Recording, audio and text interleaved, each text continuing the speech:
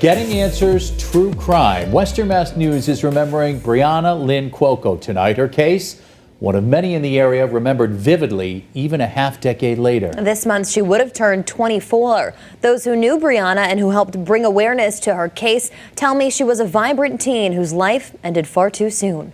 It was almost 6 years ago that Brianna Lynn Cuoco was a student in Robert Muehlman's classroom at Chicopee Comprehensive High School. She does cross my mind frequently. He says he remembers how advanced she was in his art class at just the age of 18. She was only a freshman, I believe, and was already building things that were kind of beyond what the other students were making.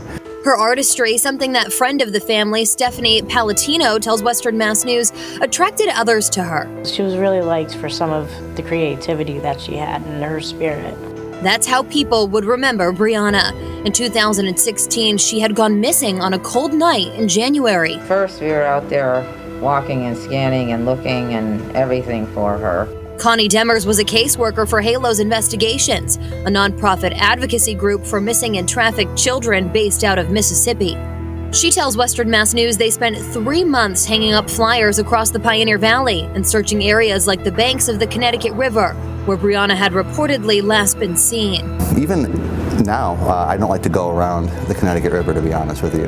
On April 21st, her body was discovered by a kayaker in the Connecticut River in Agawam. Western Mass News following the case closely back in 2016, discovering that the body was taken to the medical examiner's office in Boston, who noted it had been in the water for quite some time.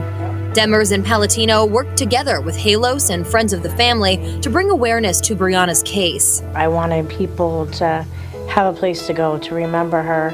Palatino helped create the Remembering Brianna Lynn Cuoco Facebook page. A lot of her schoolmates came forward. She recalls the outpouring of support for Brianna in the days following her body's discovery, something Muehlman's remembers seeing in his classroom. He has kept that support as a memory 5.5 years later, with a photo of Brianna captioned "Forever Young" for all future art students to see. We're just trying to keep her memory alive, and it's nice to be reminded of her sort of in that positive way. Demers tells us she believes foul play was involved. There are people out there that know a lot. And everyone Western Mass News spoke with agreed on the same sentiment. Getting answers on Brianna's death would help the community and her family heal. I just hope that somebody comes forward. But some members of the family that we spoke to do not believe foul play was involved.